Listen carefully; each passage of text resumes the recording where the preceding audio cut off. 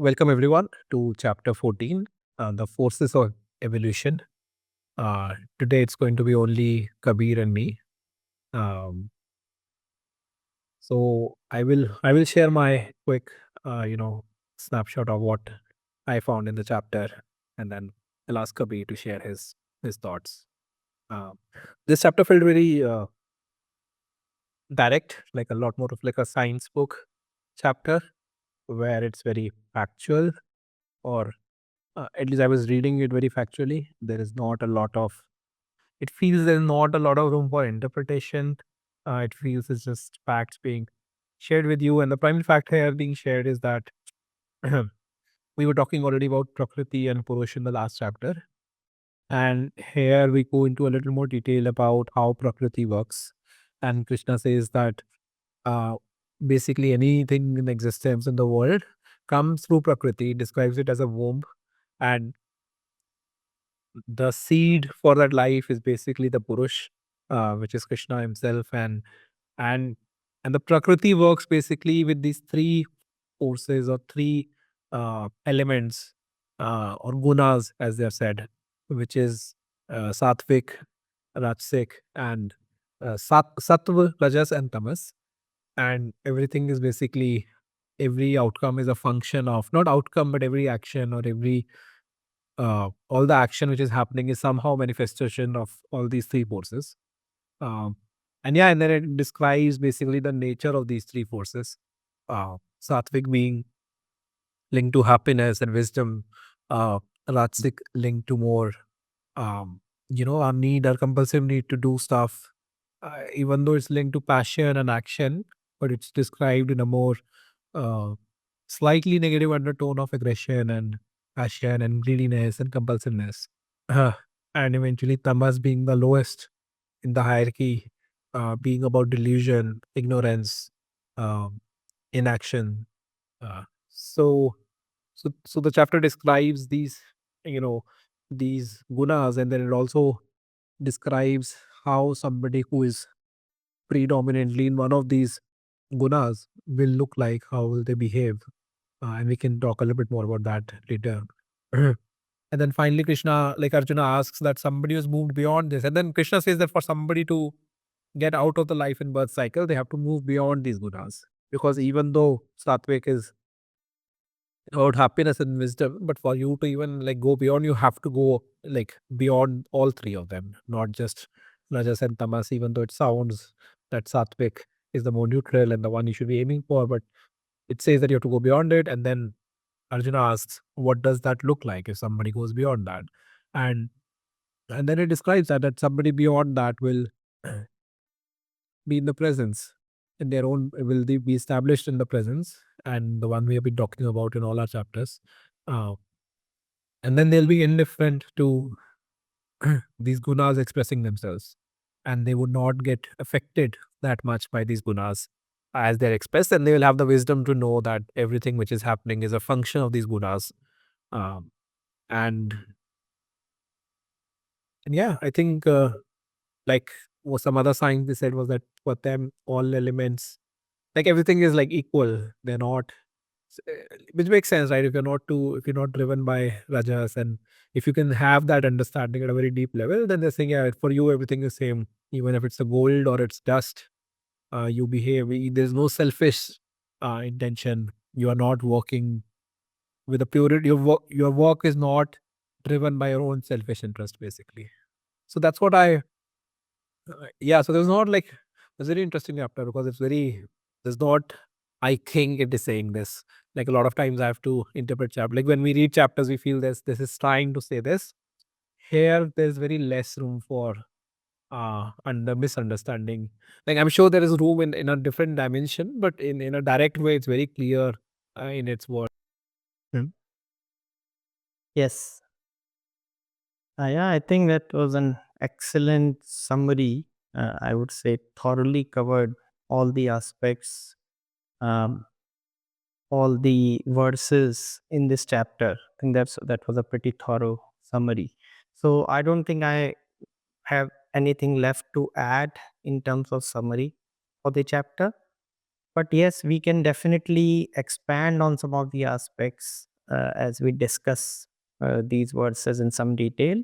Perhaps one of the aspects which became clearer to me over the years on my journey, I can bring that up right away, which is I always assumed when I started reading Bhagavad Gita in this chapter as a seeker that so I'm an individual and these gunas are expressing within me.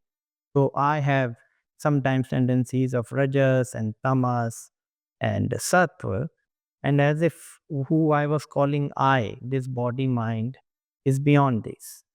So what I learned over time is that, like it is mentioned in the chapter, that nothing in phenomenal world, not even our thoughts, even our feelings. So usually what we refer to as I, the bundle of memories, even ahankar, which is a sense of I, an individual being, is also nothing but a conglomeration of these gunas. So, in fact, if you see it this way, not only what we experience, but even so called individuals, all the beings, are nothing but unique combination of these gunas. And in that sense, there is just verb in action. The entire universe is verb in action. There is no noun, there is no identity. It's not like there is Shashank and there is Kabir and there are gunas. There's nothing but gunas, inanimate and inanimate, in all the experiences.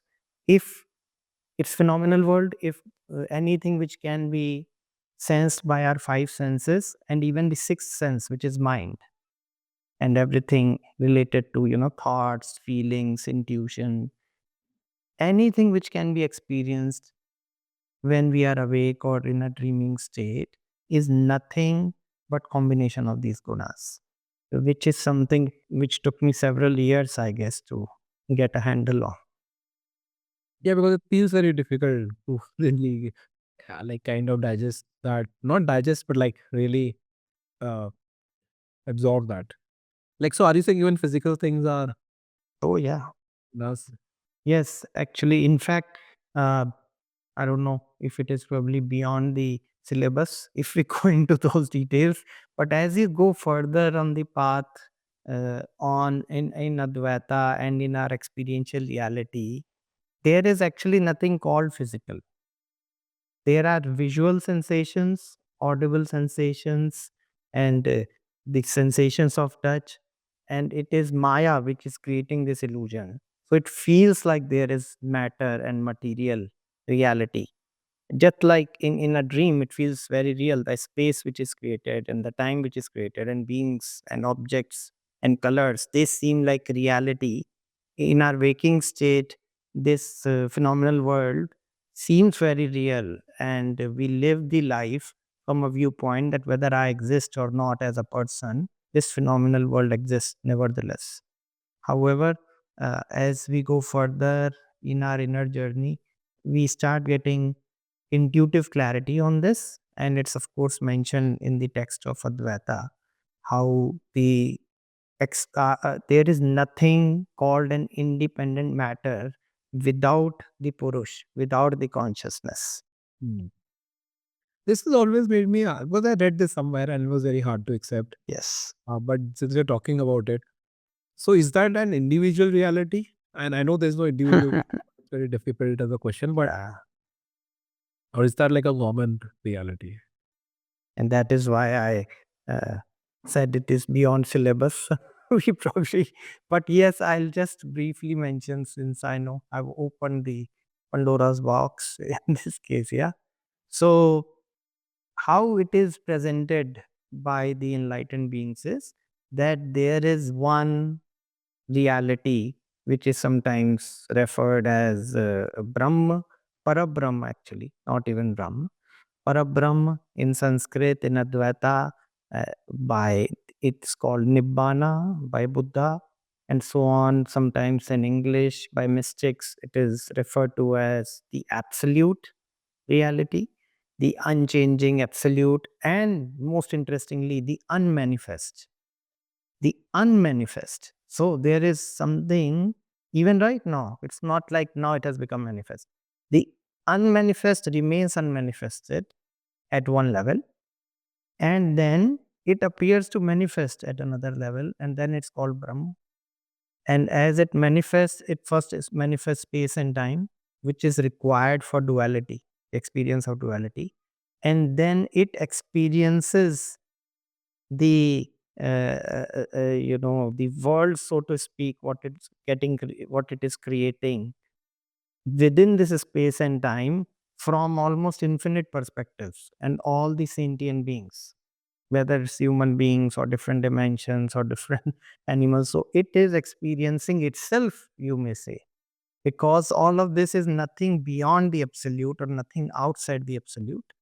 And now and then it also creates the force of Maya, which makes every being feel as if they are a separate individual in this. So the ocean creates waves, and each wave thinks I am a wave, and it forgets that it is ocean only, and how if I am nothing but the vehicle of ocean, and the energy which comes in the ocean. And now I'm connecting with our chapter here. So the energy which is connecting us to the ocean, which starts the wave. So in order for a wave to start, in our metaphor, you need energy. You need some sort of a potential energy, kinetic energy in motion, which will give energy to water to become a wave.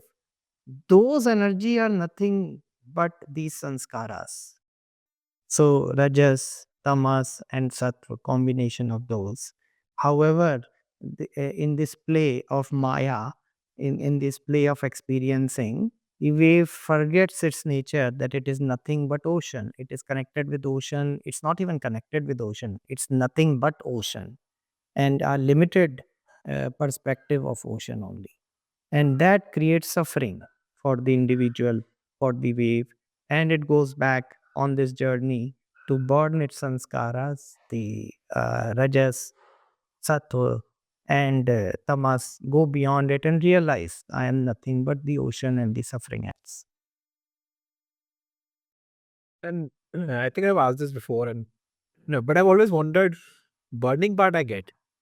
What does the creation part look like initially? I understand the cycle, I understand the end, at least at some level, I understand like, but that starting creation part, I think it was referred in this chapter somewhere. So I think it's a relevant question for this chapter. Yes, again, this is not really been answered. And the answer which Buddha gave was that yes, you will get the answer when you go beyond space and time, go beyond all these gunas. He says you will get the answer. It's not like there is no answer. You'll get it, but you can't explain it. So he's like, this is these questions, that when did it start? Why did it start? They already assume time, existence of time, because there is a start, there is an end. That itself is within time. And the answer is beyond time. So if there is no time, then how can we start about start and end? How can we talk about that? And but we can't help but be curious and ask, because mind is limited by time, so it cannot help but ask.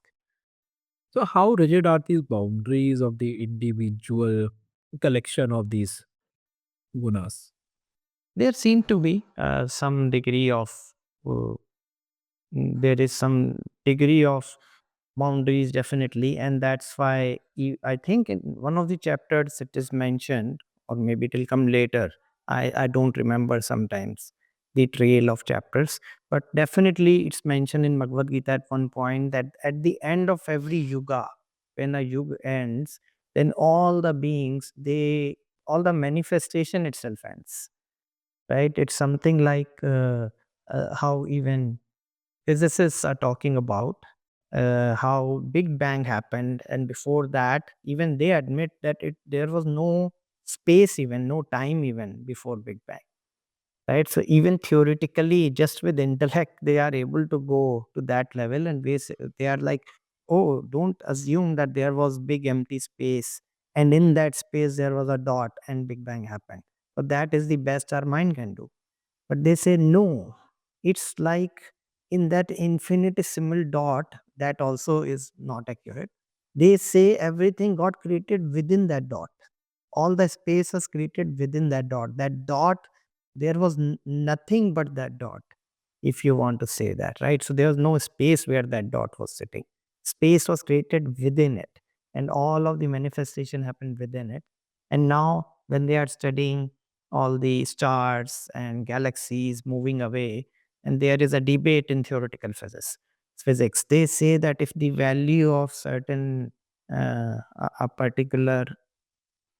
uh, particular unit is greater than 1, that would mean that universe would just scatter away and expand forever, and uh, like it will finally lose all the energy, and everything will just stay like this. And then they say if the value of it comes to below 1, that means all of that will come back in that dot and go back to unmanifest. And Bhagavad Gita quite emphatically is stating the latter scenario. It says in a yuga, everything comes out, and at the end of yuga, everything goes back, including all the beings.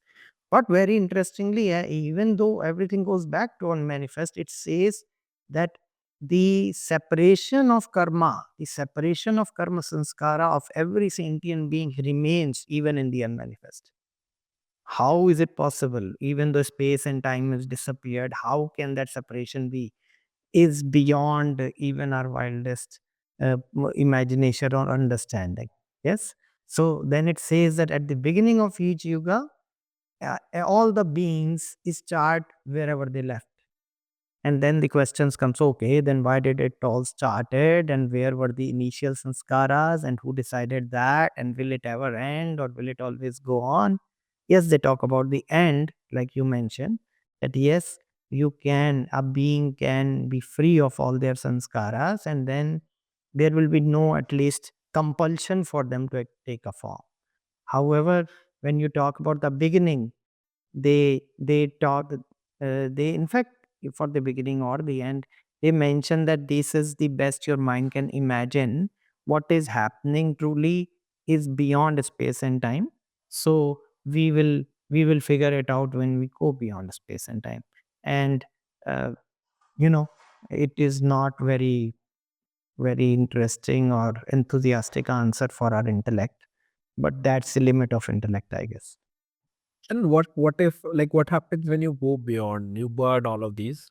Do you then uh, still have some form of uh, I'm laughing because all the questions you are asking in the Buddha mentioned all these questions step by step, like you are asking. He said these questions you will know only when you go beyond space and time. Because he was asked, he said, when somebody is a Buddha or a Arhant, a fully enlightened being, do they exist or do they not exist?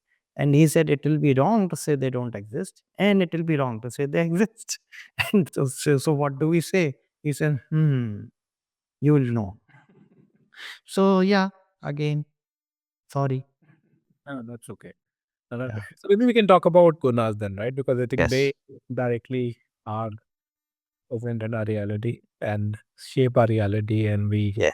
suffer because of that in some way. And an absence of knowing of these gunas and understanding how it works. Like understanding it can really, I think, help Sure. us better. So, what, like, how do you think of it? Like, what if somebody needs to know about gunas? Because we have heard already a lot about this, right? Like we know food has, like most people relate to these through food. At least my introduction to these gunas was through food. That there is food which has a property, and if you eat that food, that's the kind of property you are kind of bringing into your life, and you should avoid certain foods. But looks like it's a lot bigger than that. Hmm. How should somebody perceive these gunas? Yes. I do feel that the reason Krishna is talking about gunas to Arjun, it sounds more like a teacher helping a seeker uh, on his sadhana, on his journey, on his path. And it helps to put things in this way because we can get very personal about certain things. We can see others as individuals or certain objects as something very real out there. And by explaining to Arjun that all your experiences, all the five sense organs and the sixth sense organ called mind, everything which is experience is nothing but the play of these forces, is it itself, if you reflect on this thought, itself creates a sort of detachment, almost makes us it easier for us to act as a witness, as a scientist, where we can see it as a play of these energies and these gunas, rather than real beings, and becoming very passionate or getting very much affected by the profit and loss and so on. So I think that is definitely one of the primary reasons why it is useful to put things in this way. Now, I don't really, in my own experience, I don't think it is very necessary for us to again be very analytical about it.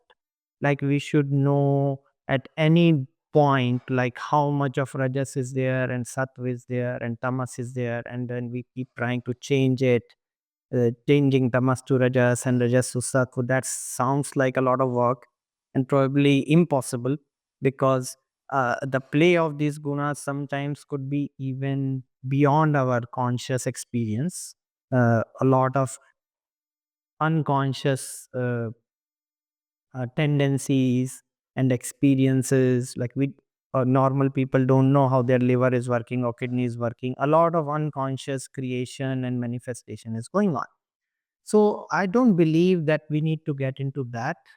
However, it is how it is helpful, and I'm talking just about our journey, our sadhana. How that would be helpful would be that if we are aware of certain sensations, for example, or certain feelings, and they are, let's say, not very pleasant, and we are having a sense of aversion, a thought may come from the back of our mind from this understanding. Oh, looks like tamas has come up. Look, I'm getting those tendencies. I don't feel like getting out of bed. I'm feeling a confused state of mind. It's very interesting that on one hand there is tamas, which is supposed to be a state of dullness and confusion, but anybody on this path can confirm very interestingly that they were aware of that confused state. They are even able to tell someone that I am experiencing state of confusion. I'm always fascinated how sometimes even very serious psychiatry patients come to a psychiatrist and how accurately they are able to describe that how they were operating and how they are operating right now and what all is going on. And everybody overlooks the fact that this same being is aware of all of this going on in him or her. So, what is that part in us which is aware? That is the Purush, that is the consciousness, which is aware of the play of Prakriti without any effort, even without trying, and able to see the subtlest of changes.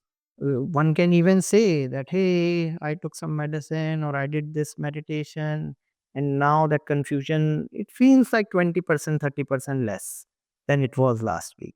How do we know? We know even the intensity of confusion. And so this part is overlooked. And in a spiritual journey, this is greatly valued. That, hey, hey, slow down.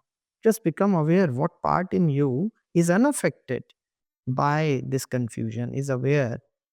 And so if you pay attention more to this part, which is stable, which is aware, then you see that, oh, I don't even have to change. I don't have to fight to remove this tamas. And anyway, fighting doesn't help. In the spiritual journey, the highest response, the fastest way to evolve or growth is to be aware of this play of gunas and to allow them just to be a witness. That allows them to burn at the fastest pace. So I feel this is the best use, you may say, of this understanding or perceiving things. The moment If we remind or our guide reminds us that, hey, see, you're feeling so restless, rajas has come up. It's okay. It has come up. It wasn't there 3 days back. Now you feel like doing a lot. There's a excitement around it, and you will see it will pass as always. You don't necessarily have to act on it. You may still sometimes want to act on it, but you have a choice. So Yeah, that's very helpful. I think I've been experiencing, like, if I found a chapter, as we've discussed sometime, sometimes these chapters are so relevant, like, to the stage of your own journey, or at least like you can read the chapter from your own experience, and it's still very useful. Um, so that makes sense to me, right? That instead of worrying too much about their qualities, if you can be in general more, uh, which is this recurring theme for us, right, throughout the series of conversation, that if you can be in the presence, you can be more established in it, you can be more connected to it. Um, then that's the best way to kind of live your life. But my question is, how is this generated then? Like, how is it linked to karma, right? Maybe for our viewers, how is this how is this created, and maybe then what can you do to not create more of rajas or tamas in your life? Uh, yes, yeah. I mean, uh, sanskaras work. Okay, let me just use this language. So karma is oftentimes also referred as karma sanskaras. So karma is the short form of karma sanskar. Karma sanskar is a tendency that we generate, and it is generated. So there are three kinds of karma sanskar, as people who have done vipassana are taught. The ones that are generated from craving, when we really, really want something desperately, we crave for it.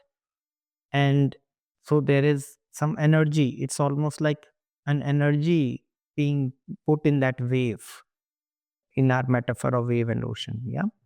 And then there is a karma sanskara of dvesh, which is aversion, where we really don't want to experience a particular kind of experience or sensations or feeling. And that creates an energy. And then a third one, which is the state of confusion, which is called ignorance or confusion or dullness.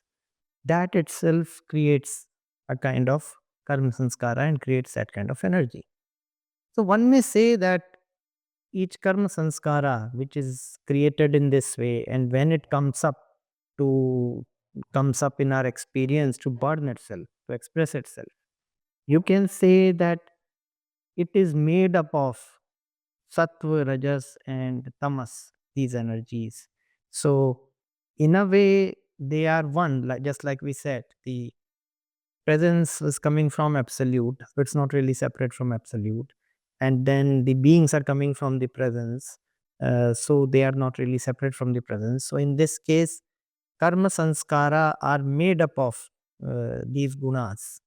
They are the material from which it is made up of.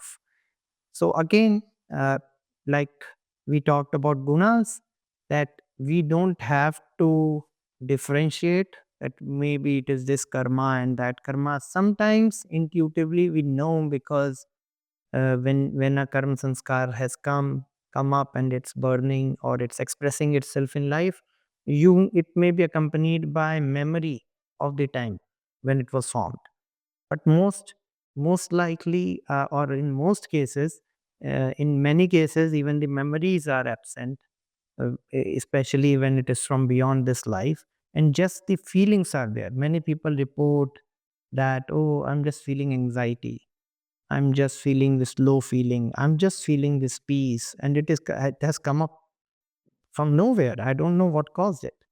I was just sitting by the side of ocean on my terrace having a cup of tea, and this whole wave of these emotions have come up, and they are here. They have been there for a few hours or few days, and then for no particular reason, we see that sometimes they pass away, right? So but what what happens if a person, for example, is not in their inner journey normally, in the mainstream in day to day life? People are affected by these experiences, these emotions tremendously. If it's a peaceful, lighter emotion, they want more of it. If it's excitement and pleasurable sensation, they want more of it, more and more of it. And if it's painful or heavy or low, they go running for a drink or for music or some distraction to have to not feel this.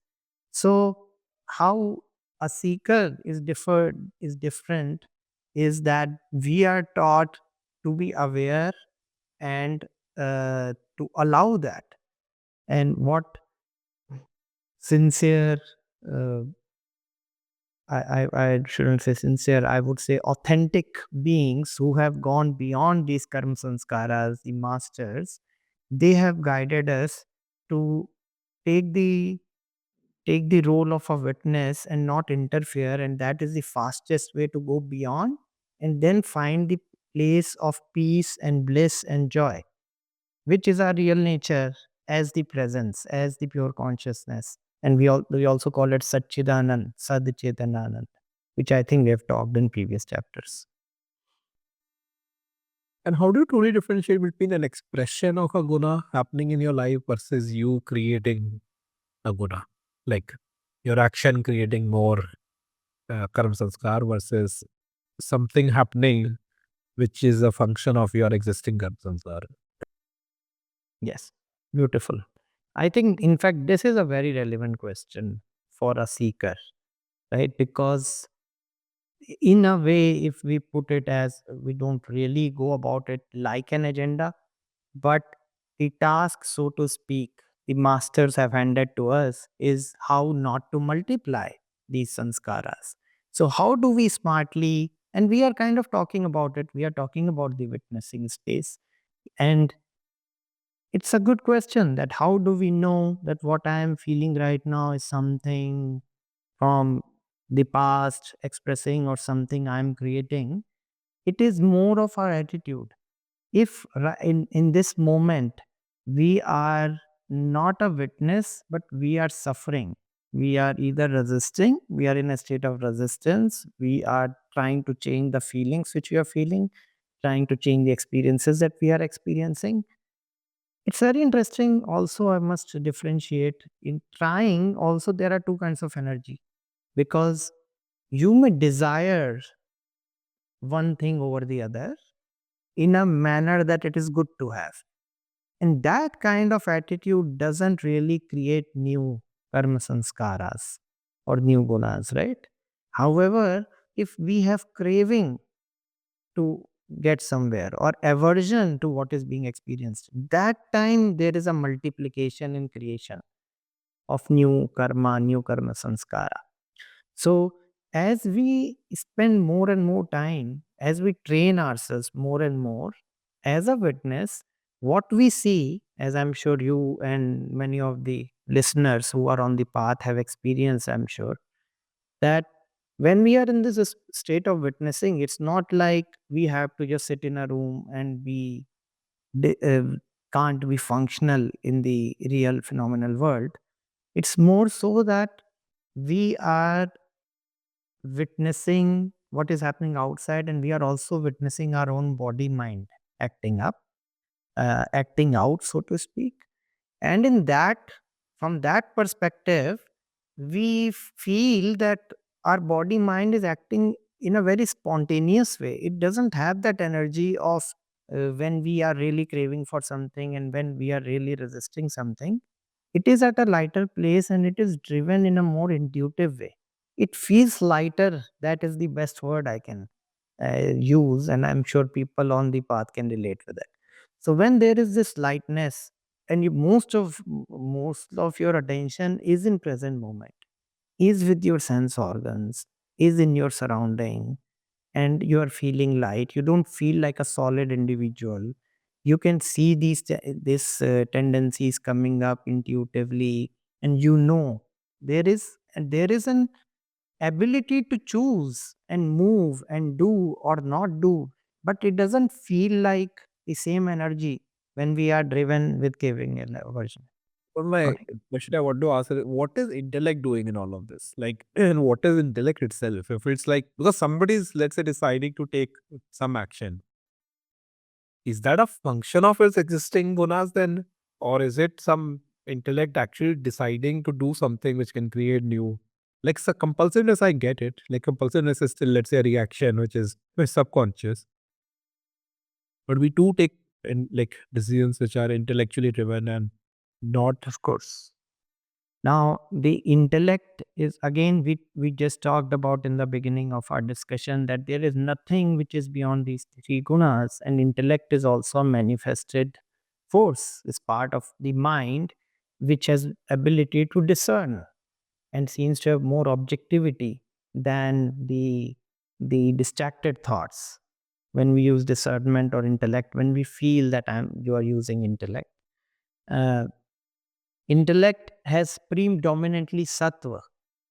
When we are using intellect, it is predominantly formed from sattva, number one. So chances of someone acting intellectually, and I let me put it with a pinch of salt.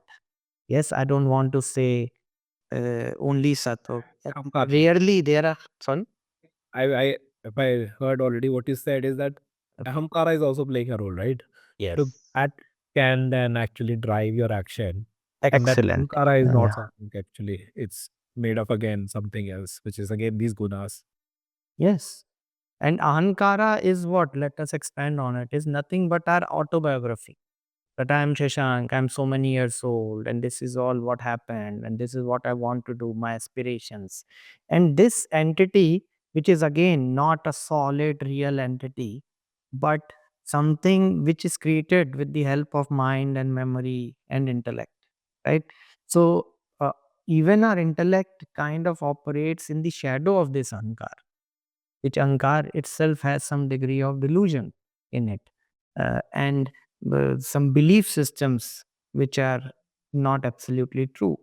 So our value systems, and that's what will color the intellect in our intellectual decisions. So that's why, and when we are operating as a person, as a human being, as a person, we feel our intellect is at the highest place.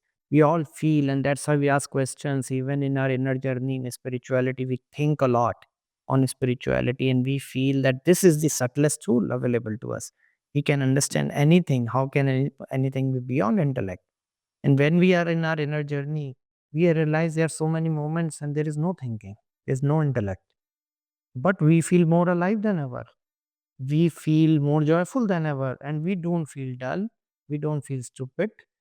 And as we can marinate more in this space of beingness without having to use intellect, or at least intellect in the form of conceptual thinking, we find that there is intelligence in just beingness. There is an intuitive intelligence which is superior than intellectual conclusions. So we start operating more from this space. And even when intellect comes up and gives a logical conclusion or a logical proposal, we intuitively decide to listen to it or not listen to it. We start putting intuition. And by the way, intuition also, right, as we are speaking, is at a subtler space, but even that is made up of gunas. Because in your beingness is aware even of that intuition. There are so many layers, it's very fascinating, which are operating in a human being continuously. Then can your intuition be more Rajasic? Like, can your intuition be something that is more colored with Rajasic gunas? Usually, as we are going in a subtler realm, then guna of sattva increases. It is unlikely that you have a lot of rajasic guna in action, and the your beingness, your purush is aware of the intuitive space. It gets colored.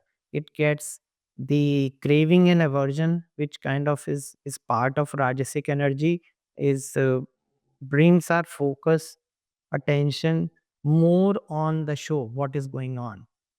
Since and intuitiveness is sensed more when we are more at a witnessing space, when we are closer to the Purush, when Purush is closer to the Purush itself, when our awareness is closer to itself in a purer form, then it is aware of the intuitive wisdom.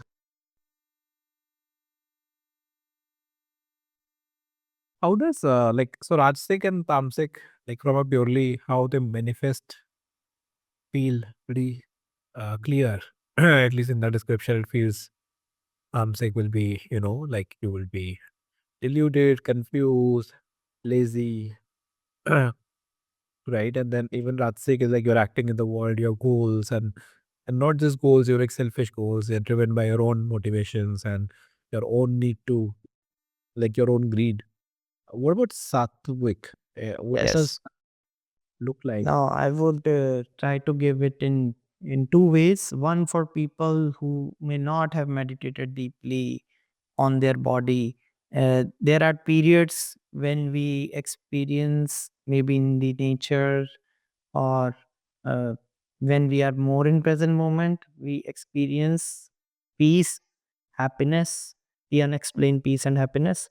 And people who have done, for example, vipassana retreats, sometimes feel that while focusing on the body, there is neither pain not pleasure, something very subtle, subtler than even pleasure. And how in vipassana they call it a state of flow, right? And then I'm eluding more or referring more to Vipassana right now, because they clearly we are guided there that these sensations, these subtle sensations, no matter how pleasurable they seem, and you feel, oh my God, this is it. This is the most peaceful and blissful state I've ever experienced. We are guided, we are reminded that this too is phenomenal and it will go, it will pass. So don't get attached to it. So when sattva is active, you feel very peaceful. You feel almost like you are floating, and it's so joyful and so peaceful. And there is still a because it too is an experience within space and time. And Purush is experiencing this peace. The consciousness is experiencing this peace. And this is where Krishna is pointing that even though it is so much superior, and it feels almost that, oh, this must be me, this must be me, the consciousness. And indeed, Sattva is closer to the qualities of consciousness. But because it is still a phenomenon, the energy, it passes away. So it is, I think, very useful for seekers as they move forward on their path to not get attached with these subtle experiences of peace. In fact, if they get attached, and I think I shared in one of the previous discussions how when I experienced that, how when I experienced something beyond bliss, where bliss felt like a heavy state, right? And this journey would stop if we get attached with the bliss. And when bliss goes away, we generate craving for bliss. That, oh, this that was so good, and I was doing so well last week. I want to go back to that state that was very light and blissful. And then we have missed the point that a place in us, this purush or this consciousness, is already peaceful, even though in our experiencing there is restlessness, in our experiencing there is dullness. So that can be allowed, and the sooner you allow, the sooner it will burn. And what will be left will be this deeper place of consciousness or purush, which is in fact far more subtler even than the bliss you experience in a sattva state. So they are kind of our well wisher. They are saying, hey, don't settle for just the bliss. Bliss is great, but let's keep moving forward. You have bigger fish to fry, so to speak, a deeper place to reach. And do they keep coming in cycles, like all three of them? Or is there, as a seeker, when you experience this, will that happen in cycles or? Not equally. Cycles, yes, but not necessarily there is a fixed, anyone can predict. Like people who are, for example, interested in astronomy, sometime can see that certain planets or their directions can trigger certain kind of gunas. Like in my own case, I feel that my tendencies are so predictable, how my mind and mental tendencies are affected by the phases of moon. Around full moon, I would see rajas increasing clearly, and then it's subsiding. So yes, we are connected with each other and with the universe, and like you mentioned, how the food we are eating may trigger a cycle or bring up certain gunas, the air we are breathing, the people we are with, and their vibrations also affects what kind of gunas or uh, you know sanskaras come up at times.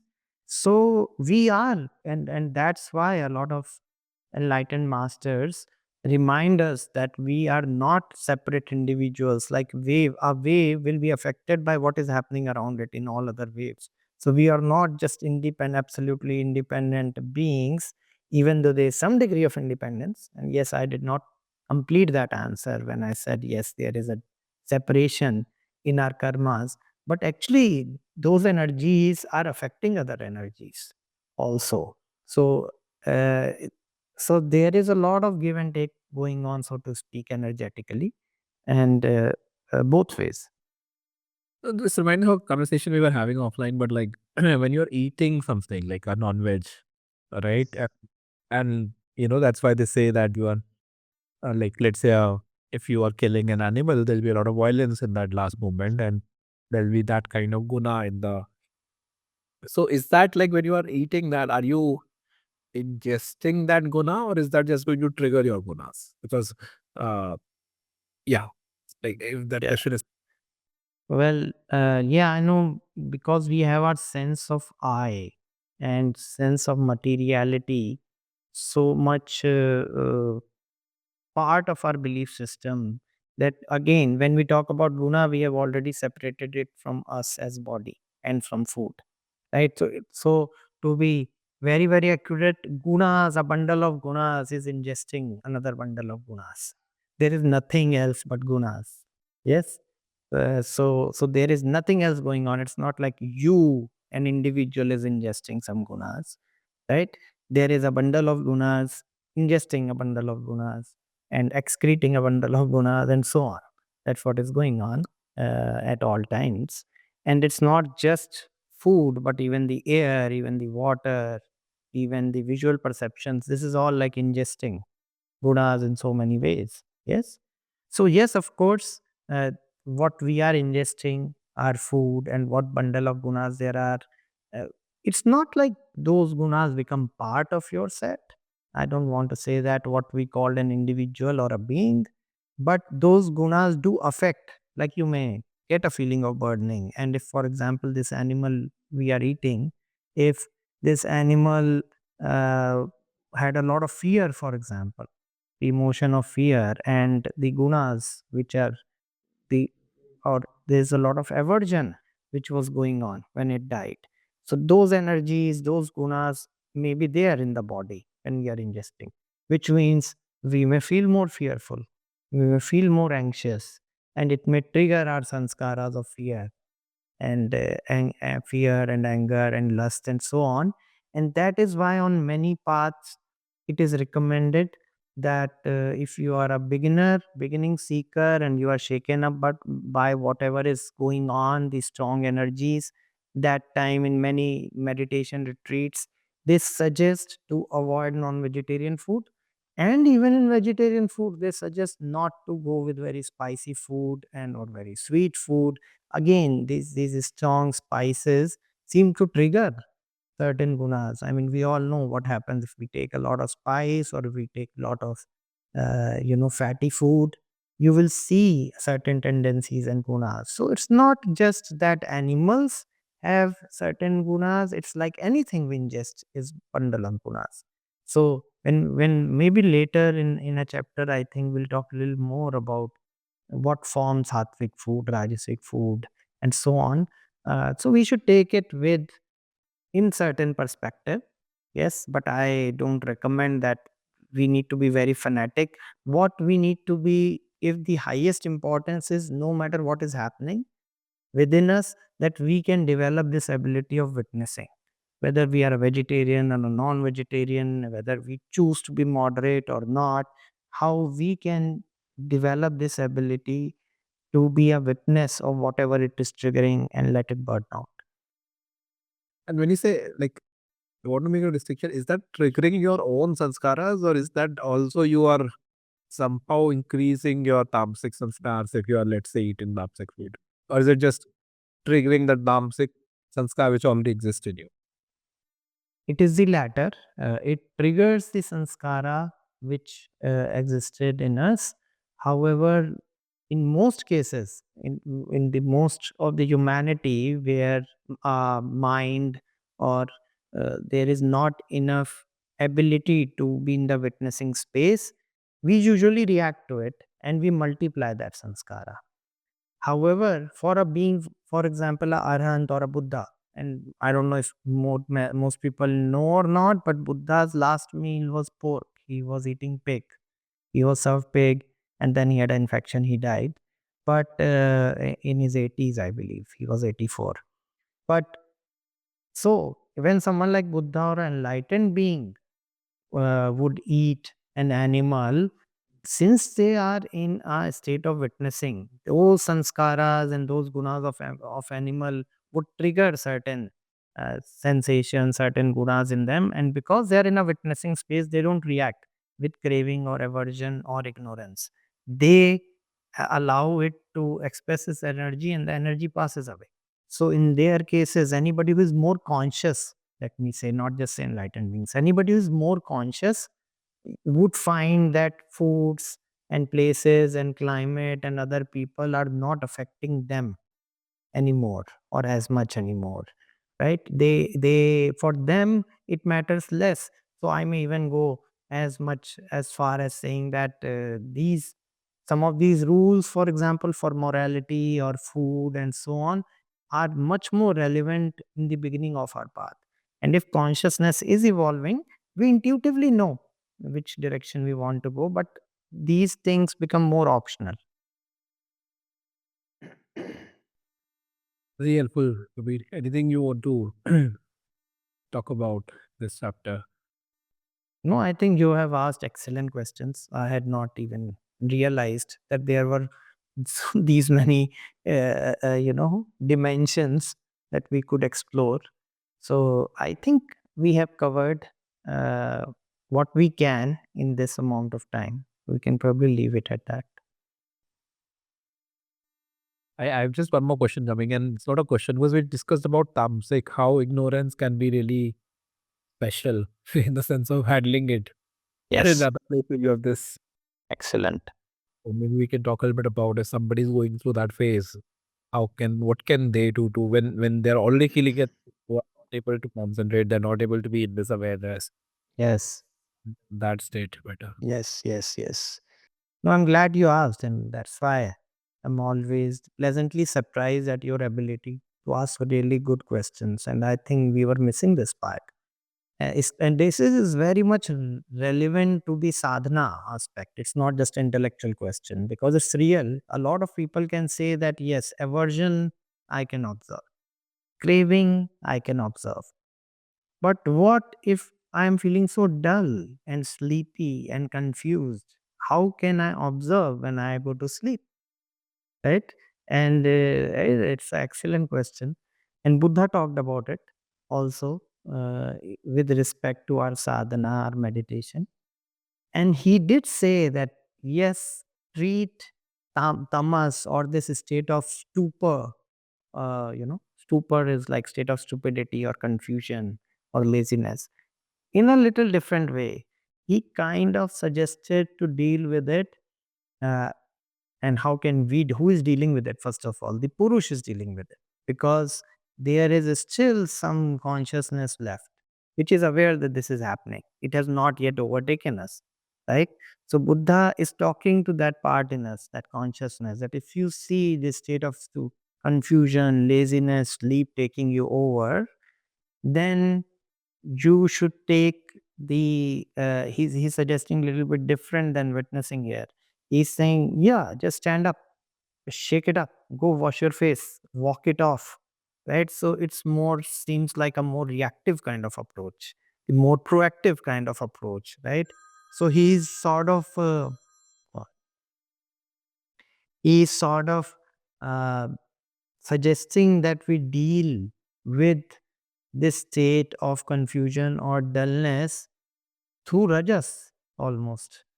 He's asking us to bring up rajas, suppress tamas, and then rajasic energy can be observed, and you will see that you are moving forward.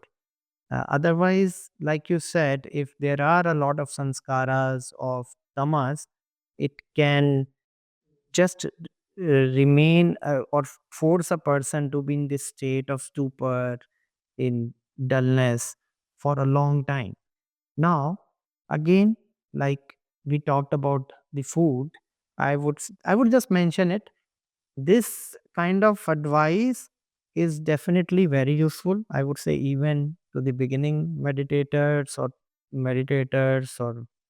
uh, spiritual seekers who have been on path for a few years. Even this is quite relevant. However, it is possible, and I'm sure some of the listeners, viewers can relate with it. And as you go further on this path, there is ability to even allow this state of stupor and confusion and laziness. You can be a witness even to that. That is, of course, the highest response, if it is possible, right? So, and how would you know if you can do this or that? One would know if they are able to or not. If again and again, for example, you find that you are feeling falling asleep, you are getting confused, you are getting identified, right, in these states. For example, in some cases, uh, a song is playing in our head repeatedly, something we heard. So this is also a state of confusion. So we are not able to focus on presence. We are not able to focus in the present moment or on consciousness. We are just in this, we don't, if we are asked what did we do in last 2 hours, we'll say, I don't know what I did, because our mind is so scattered, attention is so scattered. So if that is be the case, and they're out of grace and awareness of this state, you may say, yeah, this is going on for too long, and I'm not able to observe this. And we go and wash our face, we go out in nature, and usually it helps us to move on, so to speak. And can you transform or alchemize one of these gunas to other? Yes, yes, yes, yes, they are transforming on their own, first of all. But yes, like we just talked about it, that our intent, and for example, if you decide on your food, your diet, if you take more sattvic diet, you will see that this is increasing, the sattva is increasing, and rajasic diet will increase rajas, and so on. And even based on sometimes our choices in our career or throughout the day, if we take on responsibilities, for example, which require a lot of craving and aversion, you would see more rajas coming up. And if you, for example, go to a meditation retreat, Is yes. that permission, or is that just like what is coming up? Basically, what is Can you the please repeat? Can you please repeat? yeah, my question is that are your actions then just deciding what surfaces, or are they actually transforming basically? Yeah, that is bit tricky to answer. Like I said, that you are creating new sanskaras or expressing a bundle of sanskaras, and sanskaras are formed of these gunas. Okay, so uh, I don't know if I want to call it transformation. It's not like there is a bundle of gunas tied up to us which we can only transform, just like the formula of matter and energy. Yeah, but I would say that every time we take a conscious decision or action, it does have an impact of play of gunas. Hmm. Yeah. Very interesting. Right. Thank you so much, Kabir. And thank you, all our viewers, for joining us. We'll see you again in a week's time with chapter 15. Yes. Thank you, Shashank.